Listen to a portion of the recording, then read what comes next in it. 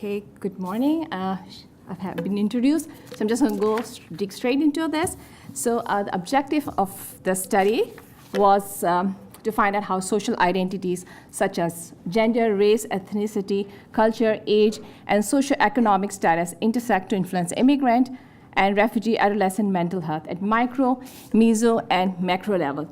So when we went about doing this study, we used Arksey, O'Malley's 5-stage scoping review methodology, and we applied an intersectionality lens. And what we had 14 studies that met the eligibility criteria. So after that, we summarized them, we collated them, and then we analyzed these 3 studies. And then we came up with 3 broad themes. So I now have some few errors up this, just ignore that. So we had 3 themes right up there. So we had determinants of mental health, such as school, adjustment, parent-child relationships, you can see it down there, and then intrapersonal conflicts. So you can see all of this just intersecting with each other.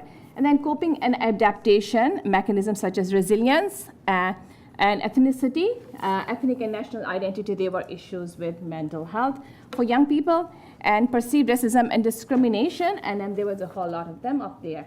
So these are all issues that immigrant and refugee youth faced. And gender was a powerful influence on the perceptions of mental health for both. So ethnic identity and perceived discrimination were a positive influence on girls' sense of belonging and mental health, while girls adopted different strategies right up there. So they used different strategies, like they edukalize their names, they silence themselves, or they rationalize negative experiences as jokes. For both genders, we saw that family, school, and cultural connectedness reduced settlement stress, and improved mental health and resilience. So from our studies, what we take back is that they're having a gender perspective in research, policy, and practice.